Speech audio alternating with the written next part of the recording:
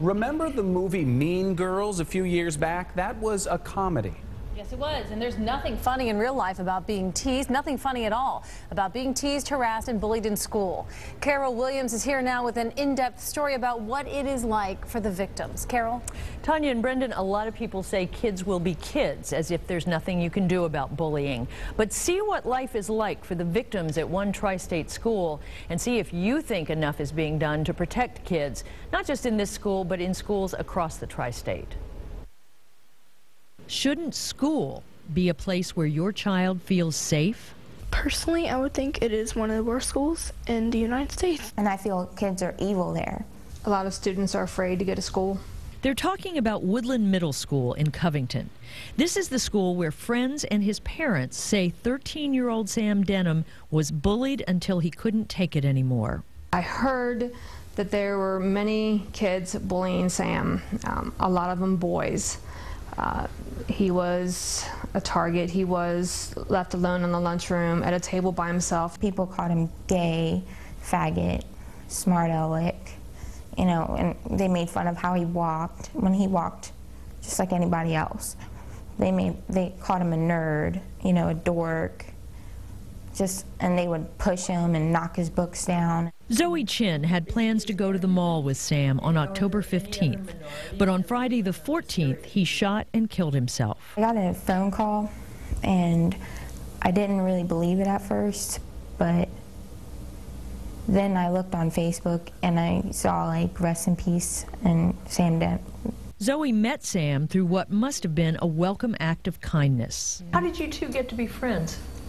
Well, in the beginning of the year, I saw that he was sitting by himself at lunch, and we had talked to the class before that, and he was really nice. And I came up to him and I said, "Do you want to go sit with us at lunch?" And he was just like, "Okay." So ever since then, we became friends, and we talked every day after that. Maddie Toms was also a good friend of Sam's. Like Zoe, she wears a necklace with his picture. Tell me about Sam. He was very funny, always funny. He was really smart. He likes to talk, and he's brave. But Maddie left Woodland last year for another school because she says the bullies targeted her too. How did that make you feel? It made me want to cry. Sometimes I texted my mom, said, "Come pick me up. I can't deal with this anymore." Maddie's mother says she moved so her daughter could get away from Woodland. Maddie goes to Twin-Hoffel now, where she says she feels safe. But the question is, in the wake of Sam's death, what's being done now at Woodland to protect other kids? I asked Kenton County Superintendent of Schools, Terry Cox-Cruey. We've done a lot, but what we've done since this fall was to make sure that every one of our schools, and we have 18 schools in the Kenton County School District, are following the same procedures and protocol. I've talked with a number of parents who say their children are afraid to go to school, afraid to go to the lunchroom. Do you think that's acceptable?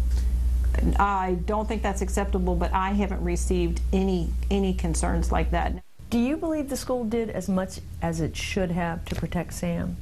I do. I think the school did. I think they thought they were doing everything that they knew to do because we weren't really alerted that there was an issue with Sam. There was no warning. Oh, you have a progress report to show me.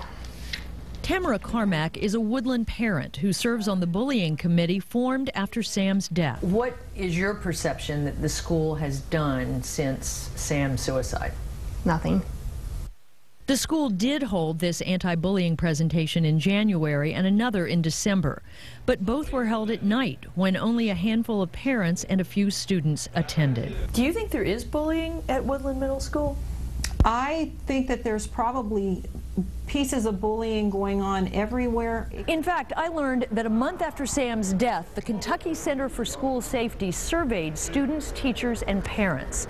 The survey found that 75% of students said bullying is a problem at Woodland. How can they not see it? Why are they not looking for it? Meanwhile, Zoe approaches every school day with dread. They call me fat and ugly, and they make fun of how I talk. They make fun of my nose. They make fun of my race. They make fun of, I mean, my mom's white, my dad's Chinese, and they say, like, that's weird. You know, I look at you and you're so pretty, and I have to wonder, why are they picking on you? I feel I'm a very easy target. I don't have lots of self-esteem, if not any. Where are the teachers in all this? Teachers at Woodland have their favorites, and those favorites don't get in trouble. And those favorites are the ones that do all these inappropriate, unacceptable things. And it just keeps, going around and around, and it doesn't stop. And when you're 13 or 14, how do you make it stop? Maddie transferred to another school. I can't deal with the same kids for another 4 years. Zoe will go to a Catholic school next year. And Sam found his own way out. This is a serious issue, and we know that Woodland is not the only school where this is happening. We want to hear from you, good or bad, if your school has had success in dealing with bullying, or there's a story you would like to share with us. Go to WCPO.com and leave a comment or email at newsdesk@WCPO.com. Tanya and Brendan.